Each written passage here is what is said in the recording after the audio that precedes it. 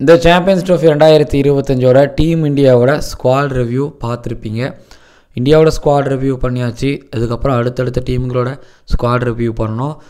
எனக்கும் இந்த Under-32 Under-21 டிஎன்சியோட பேட்டர்ஸ் அண்ட் விக்கெட் கீப்பர்ஸுகளோட டேலண்ட் ஹண்ட் வேலைகள் ஒரு பக்கம், அப்புறம் ஊரில் வந்து பார்த்திங்கன்னா இங்கே லோக்கல் டோர்னமெண்ட் நடந்துக்கிட்டு இருக்குது, அதோட வேலை ஒரு பக்கம் அப்படின்னு பொங்கலே கிடையாது. பட் ஒவ்வொரு ஸ்குவாடும் வரும்பொழுது அதை பார்த்துக்கிட்டு தான் இருந்துக்கிட்டு இருந்தேன். சரி பண்ணுவோம், பொறுமையாக பண்ணுவோம், இல்லை சாம்பியன்ஸ் ட்ரோஃபி நெருங்கும்போது பண்ணுவோன்னு பார்த்தேன். பட் இடையில வந்து பார்த்திங்க அப்படின்னா இது எல்லாத்தையும் பண்ணி முடிச்சிட்டோன்னா அடுத்தடுத்து வரக்கூடிய போட்டிகளை கவர் பண்ணுறபோது நம்மளுக்கு ஈஸியாகவும் இருக்கும். ஏன்னா அடுத்தடுத்து எனக்கு டிஎன்சியில் நிறைய போட்டிகள் இருந்துக்கிட்டு இருக்குது. ஸோ அதையும் நம்ம வந்து பார்க்கணும் அப்படிங்கிறதுனால ஸோ ஸ்ட்ரைட்டாகவே இப்போ நம்ம வந்து ஒவ்வொரு டீம்களோட சாம்பியன்ஸ் ட்ரோஃபி ஸ்குவாட் அனாலிசிஸ் பண்ணலாம் ரிவ்யூ பண்ணலாம் அப்படின்னு ஒரு முடிவில் வந்திருக்கிறேன். அடுத்தடுத்த நாட்களில் ஒரு வீடியோவில் 2 டீமோட ஸ்குவாட் ரிவ்யூ பார்க்க போகிறீங்க. ஸோ மறக்காமல் சப்ஸ்கிரைப் பண்ணி வச்சுக்கோங்க. அடுத்தடுத்த நாட்களில் மட்டும் இல்லாமல் இதுக்கு அடுத்தடுத்த நாட்களில் சாம்பியன்ஸ் ட்ரோஃபி சம்மந்தமான நிறைய வீடியோக்கள் உங்களுக்காக வந்துக்கிட்டு இருக்குது, பார்க்கலாம். ஜென்டில் லேடிஸ் அண்ட் ஜென்டில்மேன், இந்த champions trophy 2025 special cricket Ananda ஷோவில் நியூசிலாந்து அண்ட் ஆப்கானிஸ்தான் டீமோட ஸ்குவாட் ரிவ்யூ பார்க்க வந்திருக்கிறீங்க. முதல்ல நியூசிலாந்து டீமோட ஸ்குவாட் ரிவ்யூ. பொதுவாக ஐசிசி ஈவெண்ட் அப்படின்னா அவங்க ஒரு டெட்லைன் கொடுக்குறாங்கன்னா அந்த டெட்லைனில் வந்து அதாவது டீம் அனௌன்ஸ் பண்ணுற டீம் நியூசிலாந்து கிடையாது, அவங்க முதல்ல அனௌன்ஸ் பண்ணிடுவாங்க. பட் இந்த தடவை இங்கிலாந்து முந்திக்கிட்டாங்க. ஏன்னா இங்கிலாந்துக்கு இந்தியா கூட இப்போது இந்த ஜானில் ஒரு T20 சீரீஸ்லாம் ஸ்டார்ட் ஆகுது. ஸோ அவங்க இங்கே டூருக்கு வராங்க அப்படிங்கிறதுனால சீக்கிரம் அனௌன்ஸ் பண்ணிட்டாங்க. இதுவே ஒருவேளை ஜானில் ஒரு வேளை இங்கிலாந்துக்கு டூர் இல்லை அப்படின்னா நியூசிலாந்து தான் ஃபஸ்ட்டு அனௌன்ஸ் பண்ணியிருந்திருப்பாங்க. அதுக்கப்புறம் மற்ற டீம்களை அனௌன்ஸ் பண்ணியிருந்திருப்பாங்க. நியூசிலாந்து எப்படி கேன் வில்லியம்சனை நைஸ் கைன்னு சொல்கிறோமோ அதே போல் ஒட்டு மொத்தமாக நியூசிலாந்து ஒரு மாதிரி நைஸ் கை மூடில் தான் எப்பவுமே இருந்துக்கிட்டு இருப்பாங்க. எல்லாமே பெர்ஃபெக்டாக ரூல்னா ரூல், டைம்னா டைம் அப்படிங்கிற மாதிரி இருப்பாங்க. சரி, ஓகே. இப்போ ஸ்குவாடோட ரிவ்யூக்குள்ளே போகும்பொழுது நியூசிலாண்டை பொறுத்த வரைக்கும் new captain Mitchell Santner. Yes, இந்த சாம்பியன்ஸ் ட்ரோஃபியில் மிச்சல் சாண்டனர் தான் கேப்டனு. டீமில் வந்து பார்த்திங்க அப்படின்னா ட்ரெண்ட் போல்ட் இல்லை, டீம் சவுத்தி டெஸ்ட்டில் மட்டும் தான் ரிட்டையர்மெண்ட், ஓடிஐயில் ரிட்டையர்மெண்ட் அனௌன்ஸ் பண்ணலை. ஆனால் அவரோட நேம் இதில் இல்லை. ட்ரெண்ட் போல்ட்டுக்கும் ஆக்சுவலி கான்ட்ராக்ட் இல்லாமல் தான் இருக்கிறாரு. கேன் வில்லியம்சனும் சரி டெவோன் கன்வேவும் கான்ட்ராக்ட் இல்லாமல் தான் இருக்கிறாங்க. ஆனால் டீம் கூட நல்ல ஒற்றுமையாக இருக்கிறது யாருன்னா டெவோன் கன்வேவும் கேன் வில்லியம்சனும். ஸோ இவங்க 2 பேரும் மட்டும்தான் இந்த சாம்பியன்ஸ் ட்ரோஃபியில் ஆட் பண்ணியிருக்கிறாங்க. ஸோ அப்போ டீம் சவுத்தியும் இல்லை, அப்போ ட்ரெண்ட் போல்ட்டும் இல்லை அப்படின்னா எஸ், புது பவுலிங் அட்டாக் தான். மேட் ஹென்ரி இருக்கிறாங்க, லாக்கி ஃபெர்குசன் இருக்கிறாங்க, மீதி 3 ஃபாஸ்ட் பவுலர் நேத்தன் ஸ்மித்து அப்புறம் ஷேர்ஸு ஓவருக்கு இவங்க தான் இருக்கிறாங்க. இவங்கள 2 பேருக்கு இல்லை 1 பேருக்கு வந்து பார்த்திங்கன்னா டெஃபினட்டாக அந்த சாம்பியன்ஸ் ட்ரோஃபியில் எப்படி மேட்ச் கிடைக்காம இருக்காது. ஸோ ஒரு புது பேஸ் செட்டாக கூட வந்துக்கிட்டு இருக்கிறாங்க நியூசிலாந்து. கிட்டத்தட்ட இந்த சாம்பியன்ஸ் ட்ரோஃபிக்கு முன்னாடியிலேருந்து வந்து பார்த்திங்க அப்படின்னா இவங்க ஒன்றா தான் ஆடிக்கிட்டு இருக்கிறாங்க. எப்படின்னா இப்போ ட்ரெண்ட் போல்ட் இல்லாமல் டீம் சவுத்தி போடும்பொழுதே இருந்துச்சு, என்னடா ஒரு பக்கம் நீல் வேகனரும் இல்லை, ட்ரெண்ட் போல்ட்லாம் இல்லை, எப்படி சமாளிக்க போகிறாங்க நியூசிலாந்து பார்க்கும்பொழுது ஓவருக்கு ஷேர்ஸு நேத்தன் ஸ்மித் நல்லா பவுலிங் பண்ணிக்கிட்டு இருக்கிறாங்க. எனக்கு அவங்க மேலே ஒரு நம்பிக்கை வந்துச்சு. டீம் சவுத்தி போனதுக்கப்புறம் வந்து பார்த்திங்க அப்படின்னா மேட் ஹென்ரி இங்கே பவுலிங் அட்டாக்கை லீட் பண்ணி நேத்தன் ஸ்மித் ஸ்ரேயஸ் ஓவருக்கு இவங்களாம் நல்லாவே பவுல் பண்ணுறாங்க. ஸோ அவங்களுக்கு ஓரளவு இன்டர்நேஷனல் மேட்சுக்கான எக்ஸ்பீரியன்ஸ் அவங்களுக்கு கிடச்சிருச்சு. ரெட் பால்லையும் சரி ஒயிட் பால்லையும் சரி கிடச்சிச்சுங்கிறதுனால ஸோ சாம்பியன்ஸ் ட்ரோஃபியில் அவங்களுக்கு வந்து என்னென்னா ஐசிசி ஈவெண்ட்டில் அவங்க புதுசாக இருக்கலாம். பட் மற்றபடி வந்து பார்த்திங்க அப்படின்னா அவங்க ஆல்ரெடி பழக்கமானவங்க தான். ப்ளஸ் மேபி இந்த ஐசிசி ஈவெண்ட் ப்ரெஷர் மட்டும் கொஞ்சம் அவங்க லைட்டாக சாப்பிடுவாங்க. பட் 11ஸில் வந்து மேட் ஹென்ரி, லாக்கி ஃபெர்குசன் இருப்பாங்க. ஓவருக்கோ இல்லைனா நேத்தன் ஸ்மித்தோ இல்லை ஸ்ரீர்ஸோ இவங்களுக்கு ஒரு வாய்ப்பு கிடைக்கும். கண்டிப்பாக ஒருத்தவங்க ஆடுவாங்க, அதில் சந்தேகம் கிடையாது. ஸ்பின்னர்ஸை பொறுத்த வரைக்கும் வந்து பார்த்திங்க அப்படின்னா சாண்டரை மட்டும் தான் கூப்பிட்டு வந்துருக்குறாங்க, உள்ள இஷோதி கிடையாது. அப்படிங்கிறதுனால Glenn Phillips, Bracewell, mark Chapman இவங்களில் கண்டிப்பாக கை சுற்றி போட்டே ஆகணும். இல்லை கிளென் பிலிப்ஸ் வந்து டெஸ்ட்லேயே பவுலிங் போகிறாரு, அவர் 11ஸ்லேயும் அப்படி இருப்பார். சாண்டர் 10 ஓவர் போடுறாருன்னா கிளென் பிலிப்ஸ் ஒரு 5 ஓவர் போட்டே ஆகணும். மேலே டேரல் மிச்சல் வேறு இருக்கிறாரு, ரச்சின் ரவீந்திராவும் இங்கே பவுலிங் போடக்கூடியவர் தான். பிரேஸ்வெல்லோ இல்லை மார்க் செப்மனோ 11ல் இருக்கும்பொழுது பவுலிங் போடலாம். ஸோ ஷேர் பண்ணி கொடுக்கலாம். அதாவது அந்த 10 ஓவர் இருக்குல்ல, இன்னும் அந்த ஒரு 10 ஓவர் பிரித்து போடுறதுக்கு இவங்ககிட்ட ஒரு 4-5 பேர் இருக்கிறாங்க. நிறைய ஆல்ரவுண்டர்ஸோட வந்துருக்கிறாங்க. பட் ஒரே ஒரு ஸ்பின்னரு, அந்த ஒரு ஸ்பின்னர் கூட பார்ட் டைம் ஸ்பின்னர்ஸ் நிறைய பேர். பட் இதில் என்ன ஒரு இஷ்யூ அப்படின்னா இவங்க ஆட போகிறது 3 டிஃப்ரெண்ட் கண்டிஷன்ஸில் தான் இவங்க லீக் மேட்சஸ் ஆட போகிறாங்க. மற்ற டீம்களுக்கு எந்த அளவுக்கு இவ்வளவு இருக்குன்னு தெரியல. கராச்சியில் பாகிஸ்தான் கூடயும், ராவல்பிண்டியில் பங்களாதேஷ் கூடயும், துபாயில் இந்தியா கூடவும் இங்கே நியூசிலாந்து ஆட போகிறாங்க. ஸோ இப்போ எப்படி இந்த கண்டிஷன் அலோவ் பண்ணி ஆட போகிறாங்க, அதுலேயும் வந்து பார்த்தீங்கன்னா ஒரு ஸ்பின்னர் ப்ளஸ் ஒரு பார்ட் டைம் ஸ்பின்னரோட வராங்க. பட் கிளென் பிலிப்ஸ் அவங்க பார்ட் டைம் ஸ்பின்னராக பார்க்காம ஒரு என்ன சொல்கிறது, ஒரு பேட்டிங் பண்ணும்போது ஒரு பேட்டராக, ஒரு பவுலிங் பண்ணும்போது ஒரு ஸ்பின்னராக பார்க்குறாங்களான்னு எனக்கு தெரில. பட் எனக்கு என்னமோ அதுதான் சொல்லவும் தோணுது. இன்னொன்று, சவுத் ஆஃப்ரிக்கா பாகிஸ்தான் நியூசிலாந்து விளையாட போகிற ட்ரை சீரிஸ் ஒன்று இருக்குல்ல, பாகிஸ்தான் நடக்க போகுது. ஆனால் அந்த IL T20 ஒன்று, இன்னொரு பக்கம் SA20 ஒன்று, இதில் முக்கியமான போட்டிகள்லாம் கரெக்டாக நெருங்குதுங்கிறதுனால வந்து இவங்களால அந்த ட்ரை சீரிஸ் ஆட முடியுமா? ஏன்னா ஆடினாங்கன்னா பாகிஸ்தானில் ஒரு எக்ஸ்பீரியன்ஸ் கிடைக்கல, ஆட முடியாமல் கூட போகலாம். வார்ம் அப் மேட்சாவது ஆடணுங்கிற மாதிரி வந்து பேசிகிட்டு இருக்கிறாங்க. நான் சொன்னது Devon Conway, Lockie Ferguson, Kane Williamson. இல்லை கேல் வில்லியம்சன், லாக்கி ஃபெர்குசன்லாம் SA20 ஆடிக்கிட்டு இருக்கிறாங்க. பட் அடோட் பண்ணி வந்துடுவாங்க நான் நினைக்கிறேன். இப்போ டெவன் கான்வே, வில்லியன் யார் ஓப்பன் பண்ணுவா? ரச்சின் ரவீந்திரா கூட யார் ஓப்பன் பண்ணுவா? பட் டெவன் கான்வே தான் ஸ்ட்ரைட்டாகவே ஆட வைப்பாங்கன்னு நான் நினைக்கிறேன். இப்போ நியூசிலாண்டுக்கு இந்த ஸ்டார்ட், டெவன் கான்வே கிட்ட நல்ல ஸ்டார்ட் ஒன்று. தென் டீமில் வந்து பார்த்தீங்க அப்படின்னா பேட்டிங் டெப்த்து ஆப்வியஸ்லி நியூசிலாண்டோட கீழே வரைக்கும் போகும். பட் எப்படி அணுகிறாங்க, எப்படி ஆட போகிறாங்க, சரி எப்படின்னா இங்கே கொஞ்சம் லைட்டாக டேர்ன் ஆகும். ஸோ அப்போ பங்களாதேஷ், பாகிஸ்தான், இந்தியன்ஸ் குவாலிட்டியான ஒரு ஸ்பின் அட்டாக்கோட வரக்கூடிய சப்கான்டினென்ட் டீம் கூட தான் இவங்க ஆட போகிறாங்க. எப்படி சமாளிக்க போகிறாங்க? ஆனால் இவங்ககிட்ட ஸ்பின் ஆடுறதுக்கான டெவன் கான்வே ஸ்வீப் ஆடுவார், ரச்சின் ரவீந்திரா ஸ்வீப் ஆடுவார், கேல் வில்லியம்சன் ஸ்வீப் ஆடுவார், டேரல் மிச்சல் அழகாக ரிவர்ஸ் ஸ்வீப்பை வழக்கமாக ஆடக்கூடிய ஷாட்ஸ் மாதிரி அவர் ஆடுவார். டெல்ஃபில்ஸ் ஓரளவு தருமாறார். பட் இதில் வந்து கேல் வில்லியம்சன் விக்கெட் ஆகிறது வாய்ப்பு இருக்குது, டேரல் மிச்சல் விக்கெட் ஆகிறது வாய்ப்பு இருக்குது ஸ்பின்னை. ஆனால் இவங்க ஸ்பின்னை கொஞ்சம் சாத்துறதுக்கும் வாய்ப்பு இருக்குது. ஸோ 3 கண்டிஷன்ஸ் தான். ஆனால் கியரை மாற்றி ஸ்பின்னை அடித்து தூக்கிட்டு போகிறதுக்கு இவங்ககிட்ட ஒரு கெப்பாசிட்டி இருக்குது. அநேடே தான் என்னை பொறுத்த வரைக்கும். என்ன நடக்க போகுதுன்னு தெரியல. ஒன்று, ஃபாஸ்ட் பாலர்களை பொறுத்த வரைக்கும் பாகிஸ்தானில் கராச்சி, ராவல்பிண்டியில் எப்படி போட போகிறாங்க அப்படின்னா, ஒன்று துபாயும் பாகிஸ்தானும் பெரிய வித்தியாசம் கிடையாது. இன்னொன்று பிச்சோட டைமென்ஷன்ஸ். நீங்கள் வந்து மேட்ச் பார்க்கும்போதே கராச்சி, ராவல்பிண்டிலாம் வந்து பார்த்தீங்கன்னா ஸ்கொயர் லெக் ரொம்ப பெருசாக இருக்கும், அதில் மிடில் விக்கெட் ரொம்ப பெருசாக இருக்கும், எக்ஸ்ட்ரா கோர் ரொம்ப பெருசாக இருக்கும். அதை லாக்கி ஃபெர்குசன் குத்தி அடித்து பவுன்ஸ் சேர்த்தி, நேத்தன் ஸ்மித்தும் குத்தி அடித்து பவுன்ஸ் சேர்த்தி, ஓவருக்கு பவுன்ஸ் சேர்த்தி விக்கெட் எடுக்கலாம். அந்த பவுன்ஸ் வச்சு ஒரு லைனுக்கு போட்டு எட்ஜ் எடுக்க வச்சு ஸோ வாய்ப்பு இருக்குன்னு நான் நினைக்கிறேன். பட் இந்த இயர்லி நியூ பால் இருக்குதுல்ல, அதில் மேட் கேண்டர் எப்படி பவுல் பண்ண போகிறாங்க, லாக்கி ஃபெர்குசன் என்ன பிளானில் பவுல் பண்ண போகிறாங்க. பவர் பிளேயில் வந்து 2 ஃபீல்டரை ஸ்கொயர் லெக்லையும் 2 டீப் ஃபைன் லெக்லையும் வச்சு லாக்கி ஃபெர்குசன் போட போகிறாரு. அது நியூ பால் மேட் கண்ட்ரியை சரியாக ஆப்ரேட் பண்ண முடியலன்னா மேட் கண்ட்ரி இல்லை உட்கார வச்சே ஆகணும். ஏன்னா 3 மேட்ச் தான் இருக்குது. ஒரு மேட்ச் பார்த்துட்டு அதில் சரியாக பண்ணலாம், அடுத்த மேட்ச் வாய்ப்பு கிடையாது. ஸோ அதெல்லாம் எடுக்கும் போது ஸ்ட்ரைட்டாகவே நல்ல லெவலோட எடுக்கணும் அப்படிங்கிறது எல்லா டீமுக்கும் இருக்கிற ப்ரெஷர் மாதிரி இவங்களுக்கும் ஒரு ப்ரெஷர்.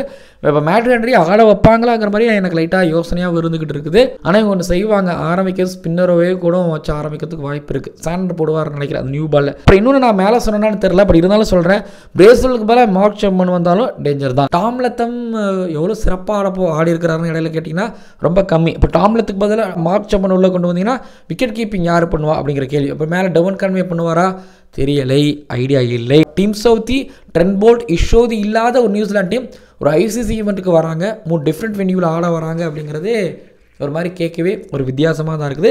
என்ன பண்ணுறாங்கன்னு பொறுத்திருந்து பார்ப்போம். நியூசிலாந்து செமிஃபைனல் போக மாட்டாங்கன்னு எனக்கு தோணுது. ஏன்னா 3 சப்கான்டினென்ட் டீம் கூட ஆடுறாங்க, டிஃப்ரெண்ட் கண்டிஷன்ஸில் ஆடுறாங்க. அப்படிங்கும்பொழுது கரணம் தப்புனா மரணம். எனக்கு 2 மேட்ச்சை விடுவாங்களோன்னு எனக்கு தோணுது. நீங்கள் என்ன நினைக்கிறீங்கிறத இந்த கீழே வந்து கமெண்ட் பண்ணுங்கள். பட் கிவிஎஸ் எப்பயுமே ICC ஈவெண்ட் வந்துட்டா அவங்க வேறு மாதிரி ஆடுவாங்க, அதில் சந்தேகமே கிடையாது. இவங்க செமிஃபைனல்ஸ்டாக இருக்கிறதுக்கு கொஞ்சம் கஷ்டம் தான், ஆனால் வாய்ப்புகளும் இருக்குது.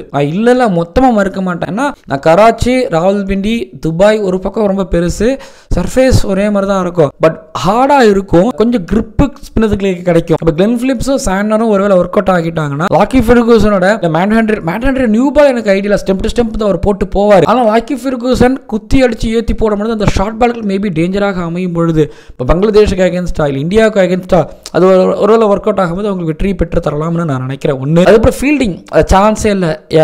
ஆஸ் யூஷுவல் 3 பாக்ஸையும் அவங்க டிக் பண்ணுறாங்க, ஃபீல்டிங்கு அப்படிங்கிற பாக்ஸையும் அவங்க டிக் பண்ணுறாங்க, அதில் சந்தேகமே கிடையாது. பட் இடையில டெஸ்ட்டில் பார்க்கும்போது நிறைய கேஷ்கள் ட்ராப் பண்ணுறாங்க, அனாமத்தாக இருந்துச்சு. இது நியூசிலாண்டாங்கிற கேள்வி கேட்குற மாதிரி இருந்துச்சு. பட் அந்த மாதிரி மிஸ்டேக்ஸ் பண்ண மாட்டாங்கன்னு நான் நினைக்கிறேன்.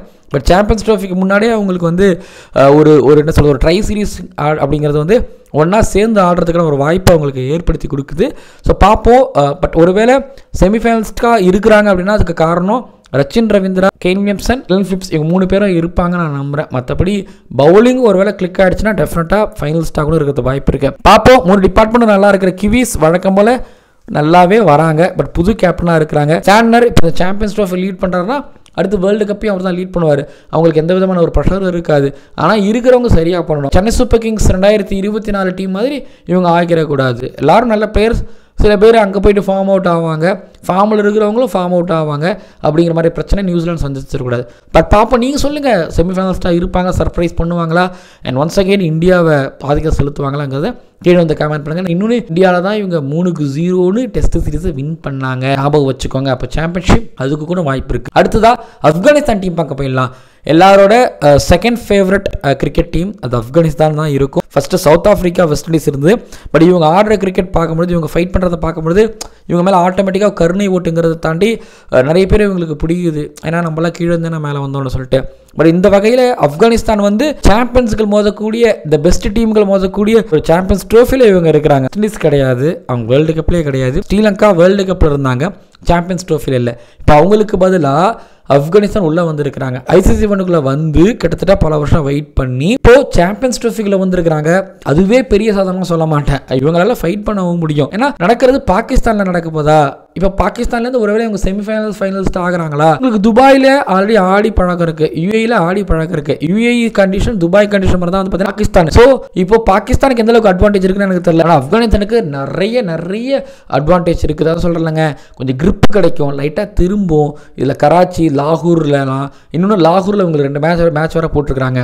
ஒரு 2 மேட்ச் இங்கே திரும்பிச்சுன்னு வைங்களேன், ஒன்று கராசில் திரும்பினாலும் இங்கே 2 மேட்ச் திரும்பிச்சுன்னு வைங்களேன், இருக்கக்கூடிய ஸ்பின்னர்ஸ் வச்சு முடிச்சு விட்டு இங்கே இப்போ செமிஃபைனலிஸ்டாக இருப்பாங்க. ஏன் நான் இவ்வளோ கான்ஃபிடண்டாக சொல்கிறேன் அப்படின்னா, இதில் முஜீபுர் ரஹ்மான் இல்லை, டாக்டரோட அட்வைஸ் படி அவரை இப்போதைக்கு ஆடக்கூடாதுன்னுட்டாங்க. பட் இவங்க சவுத் ஆஃப்ரிக்கா கூட ஆட முடியுது. இன் ஷார்ஜாவில் கசன்ஃபர் ரஹ்மானுல்லா குர்பாஸ் பேட்டிங்கில் தெரிக்க விட்டார். பட் கசன்ஃபர், அதுக்கப்புறம் பங்களாதேஷுக்கு அகேன்ஸ்டாக கசன்ஃபர், ரஹ்மானுல்லா குர்பாஸ், ஒமர்சாய், அதுக்கப்புறம் ஜிம்பாப்வேக்கு அகேன்ஸ்டாக ஒமர்சாய், அட்டல் 100 அடிச்சார். அட்டல் வந்து அந்த under-23 பையன் ஜிம்பாப்வேக்கு அகேன்ஸ்டாக பிளேயர் ஆஃப் தி சீரிஸாக கூட வாங்கியிருந்தார். அதுக்கப்புறம் கசன்ஃபர். ஸோ எடுத்து பார்த்தீங்க அப்படின்னா கசன்ஃபர் இந்த ஒரு 6 மாதங்களில் நீங்கள், ஒரு 3 மாதங்களில் நீங்கள் அவர் பேர் கேள்விப்படாமல் இருக்கவே முடியாது. ஸோ ராஷித் கான் ஒரு பக்கம் அப்படின்னா, கசன்ஃபர், அதுக்கப்புறம் நூர் அகமது, மேபி நபி. ஸோ ஸ்பின் அட்டாக் ஹெவியாக இருக்குது. இதுதான் வந்து பார்த்தீங்கன்னா ஆப்கானிஸ்தான் ஸ்பின் அட்டாக் ஹெவியாக இருக்குது. இந்தியாவை விட பெட்டராக இருக்கா அப்படின்னு கேட்டிங்கன்னா இருக்கிறதுக்கு வாய்ப்பு இருக்குது. அதை சொல்கிறேன், கொஞ்சம் லைட்டாக திரும்பிச்சுன்னா ஸ்பின்னர்ஸை வச்சு அவங்க முடிச்சு விட்டுருவாங்க. இன்னொன்று டாஸ் இவங்க பக்கம் விழணும் அப்படிங்கிறது இருக்குது. ஸோ இப்போ அட்டல் வந்து பார்த்தீங்கன்னா ரஹ்மானுல்லா குர்பாஸ் 2 பேரும் ஓப்பன் பண்ணுவாங்க. ஆஃப் பாலிங்கை பொறுத்த வரைக்கும் ஃபசல் ஹக் ஃபரூக்கி, நபீல் உல் ஹக் வந்து பார்த்தீங்கன்னா ஓடியிலேருந்து ரிட்டையர்ட் ஆகிட்டார், அவர் கிடையாது. சத்ரான், ஃபரீது, ஒமர்சாய், குல்பாதின். ஒமர்சாய் வந்து 50 ஓவரில் 5 கூட வச்சுக்கலாம். ஃபசல் ஹக் ஃபரூக்கி 10 ஓவர் போட்டே ஆகணும். குல்பாதின் நைவும் ஆல்மோஸ்ட் இப்படி தான் போட்டு ஆகணும். நவீன், சத்ரான், ஃபரீத் எந்த அளவுக்கு வாய்ப்பு கிடைக்கப்போதுன்னு எனக்கு தெரியல. ஆனால் ஓவரால் இவங்க கடைசி இந்த ஒரு வருஷத்தில், ஒரு 7-8 மாதத்தில் நடந்த டோர்னமெண்ட்டுல கசன்ஃபர், ஃபசல் ஹக் ஃபரூக்கி, ரஹ்மானுல்லா குர்பாஸ், ஒமர்சாய் இவங்கள பேர் மட்டும் தான் ரெகுலராக கேள்விப்படவும் முடியுது. ஸோ இவங்க தான் ஜெயிக்கிறதுக்கு ஒரு காரணமாக இருந்துகிட்டு இருக்காங்க. இன்கேஸ் இதில் 2 பேருக்கு இன்ஜுரி ஆச்சுன்னா ஆப்கானிஸ்தான் ரொம்ப கஷ்டம் தான். கஷ்டம்னு சொல்ற அளவுக்கு இருக்காங்கன்னா, சவுத் ஆஃப்ரிக்கா கூட ஆல்ரெடி ஷார்ஜால வின் பண்ணியாச்சு, வேர்ல்டு கப்ல வின் பண்ணியாச்சு நினைக்கிறேன். இங்கிலாண்டையும் வேர்ல்டு கப்ல வின் பண்ணியாச்சு. ஸோ ஆஸ்திரேலியாவை வந்து வின் பண்ணிருக்க வேண்டியது வேங்கடல, பட் மேக்ஸ் வந்து கெடுத்துட்டாரு. பட் இந்த மேட்ச் பொறுத்த வரைக்கும் என்னன்னா, தீராத கணக்கு சாம்பியன்ஸ் ட்ரோஃபியில் இருக்கு அப்படிங்கிற மாதிரி தான். இதில் கராச்சி, லாகூர் அண்ட் ஒருவேளை செமிஃபைனல்ஸ்டா துபாய்க்கு வந்தாங்கன்னா இந்தியாவுக்கும் அவங்களுக்கு பகை இருக்கு. 2024 T20 வேர்ல்டு கப்ல அவங்கள சம்மடி அடித்து இந்தியா அனுப்பி விட்டாங்கல்ல, அதையும் மனசில் வச்சுருப்பாங்க நான் நினைக்கிறேன். இன்னொன்று, ஆப்கானிஸ்தான் எவ்வளோ ரன் அடிப்பாங்க. இப்போது இக்ரம் அலிகளும் உள்ள ஸ்குவாடுக்குள்ளே வந்திருக்கிறாரு, நல்ல விஷயம். இப்ராஹிம் சத்ரானும் உள்ளே வந்திருக்கிறாரு, ஸோ நல்ல விஷயம். ஷஹீத் இது வரைக்கும் நல்லாவும் லீட் பண்ணிட்டு இருக்கிறாருங்கிறது நல்ல விஷயம். பட் இப்போது ஒவ்வொரு நாட்டிலையோ இல்லை ஒவ்வொரு இடத்துலையும் மேட்ச் நடக்குது அப்படின்னா எப்படி பிக் பண்ணுவாங்க Afghanistan? T20 world cup West Indies யூஎஸ்ஏல அப்போ பிராவோ தூக்கி உள்ள மென்டாராக போடு அப்படின்னு, இல்லை பவுலிங்கோ போடு அப்படின்னு போட்டு விட்டுருவாங்க. 2023 ஓடி வேர்ல்டு கப் நடக்கும்போது அஜய் ஜடேஜா தான் மென்டாராக இருந்தார். இப்போ பாகிஸ்தானில் சாம்பியன்ஸ் ட்ரோஃபி அப்படிங்கிறதுனால யூனிஸ் கானை வந்து மென்டாராக விட்டுருக்காங்க. இது வரைக்கும் பிராவோ உள்ள வந்ததோ அஜய் ஜடேஜா உள்ள வந்ததோ உங்களுக்கு எப்பவுமே கை கொடுத்துக்கிட்டு தான் இருக்கு. அண்ட் ஜொனத்தன் ட்ராட்டோட அந்த அமைதியான முறை அப்படிங்கிறது வந்து இவங்களை அடுத்தடுத்த லெவலுக்கு வந்து பார்த்தீங்கன்னா எடுத்துகிட்டு போய்கிட்டு இருந்துகிட்டு இருக்கு. ஸோ ஆப்கானிஸ்தானை பொறுத்த வரைக்கும் சர்ஃபேஸ், பழன சர்ஃபேஸ், அதுக்கப்புறம் ஆப்பரண்ட் வந்து பார்த்தீங்க அப்படின்னா எஸ்இனிலேருந்து வராங்க. அதுவும் வந்து பார்த்தீங்கன்னா ஆப்கானிஸ்தானுக்கு கொஞ்சம் சாதகமாக தான் இருந்துகிட்டு இருக்கு. ஃபாஸ்ட் பவுலிங்ல தான் என்ன நடக்க போகுதுன்னு எனக்கு தெரியல. பட் ஸ்பின்னர்ஸ் பொறுத்த வரைக்கும் ஒரு வழக்கமா ராஷித் கானுங்க இருப்பாரு, கசன்ஃபரை கண்டிப்பாக பிடிச்சி வச்சுப்பாங்க, நூர் அகமது. ஸோ இந்த 3 பேரோட தாக்குதலில் எந்த அளவுக்கு மற்ற டீம் சமாளிக்கிறாங்க அப்படிங்கிறத பொறுத்து இருந்து பார்க்குறோம். பட் செமிஃபைனல்ஸ்லாம் இருப்பாங்களா அப்படின்னு கேட்டிங்கன்னா எனக்கு கொஞ்சம் டவுட்டுன்னு எனக்கு தோணுது. பட் பாப்போம், சர்ப்ரைஸ் பண்ணுறதுக்கு ஒரு வாய்ப்பு இருக்குது. நான் திரும்பவும் சொல்கிறேன், பாகிஸ்தான், யுஏஇ, ஆப்கானிஸ்தான் மாதிரி இருக்கும். ஸோ அதனால் ரெகுலராக நிறைய கிரிக்கெட் ஆடிட்டு இருக்காங்கிறதுனால ஆப்கானிஸ்தானுக்கு ஒரு எளிதான ஒரு விஷயம். ஏஷியா கப்பில் ஒன்று பார்க்கும்பொழுது பாகிஸ்தானுக்கு அகேன்ஸ்ட் இருந்தால் கொஞ்சம் பரிதாபமாக நிலையெல்லாம் வந்து ஆப்கானிஸ்தான் இருந்தாங்க. ஆனால் அதுக்கப்புறம் அடுத்த வேர்ல்டு கப்லாம் நடந்த கதையேங்கிறது வேற. சரி, ஓகே, நான் இந்த வீடியோ நிறைவடையுது. ஆப்கானிஸ்தானும் நியூசிலாண்டும் செமிஃபைனலிஸ்டாக இருப்பாங்க அப்படின்னா எனக்கு கொஞ்சம் ஒரு மாதிரி டவுட்டாக இருக்கும்னு எனக்கு தோணுது. இப்போ நீங்கள் என்ன நினைக்கிறீங்கிறத கீழே வந்து கமெண்ட் பண்ணுங்கள். நியூ பாலுக்கு ஃபசல்கக் ஃபரூக்கி, உமர் சாய் எடுத்துப்பாங்க. மிடில் ஓவரில் குல்பாதின் நயீப், ராஷித் கான், கசன்ஃபர், நூர் அகமது இவங்கெல்லாம் வருவாங்க. ஸோ கிட்டத்தட்ட 30 ஓவர் போடுறதுக்கு ஸ்பின்னர்ஸ் இருக்காங்க மற்ற டீம்களோட. நல்ல விஷயம் தான் ஆப்கானிஸ்தான் பொறுத்த வரைக்கும். டன் ஓகே, வீடியோ நிறைவடையுது. ஆப்கானிஸ்தான் நியூசிலாண்டோட ஸ்குவாட் ரிவ்யூ நிறைவடையுது. மறக்காமல் சப்ஸ்கிரைப் பண்ணுங்கள், பக்கத்தில் இருக்க பெல் ஐக்கானை கிளிக் பண்ணுங்கள். அண்ட் நம்மளோட கிரிக்கானதாஸ் யூடியூப் சேனல் உங்களுக்கு பிடிச்சிருந்தது அப்படின்னா நீங்கள் www.blacksheepindia.com அப்படிங்கிற வெப்சைட்டுக்குள்ளே போயிட்டு உங்களோட மொபைல் நம்பர், உங்களோட பேர், கேப்சா செய்ய கொடுத்ததுக்கப்புறமா பிளாக் ஷீப் டிஜிட்டல் அவார்டு 2025 வரும். அதை கிளிக் பண்ணதுக்கப்புறமா கடைசியாக போனீங்கன்னா ஃபேவரட் ஸ்போர்ட்ஸ் கேட்டகரி அப்படின்னு இருக்கும். அதில் கிரிக்கானந்தா அப்படிங்கிற நம்மளோட சேனல் இருக்கும். ஸோ நம்மளோட சேனல் உங்களுக்கு பிடிச்சிருந்தா நீங்கள் மறக்காமல் ஓட் பண்ணுங்கள். நீங்கள் மட்டும் இல்லாமல் உங்களோட ஃப்ரெண்ட்ஸ் சுற்றி வட்டாரத்தில் இருக்கவங்க எல்லாரையும் ஓட் பண்ண வைங்க. ஸோ அதுக்கு முன்னாடி நன்றி தெரிவிச்சுக்கிறேன். அண்ட் வீடியோ நிறைவடையுது. மறக்காமல் சப்ஸ்கிரைப் பண்ணுங்கள், பக்கத்தில் பெல் ஐக்கானை கிளிக் பண்ணுங்கள். பார்க்கலாம் அடுத்தடுத்த சாம்பியன்ஸ் ட்ரோஃபி ஸ்குவாட் ரிவ்யூவில் பார்க்கலாம்.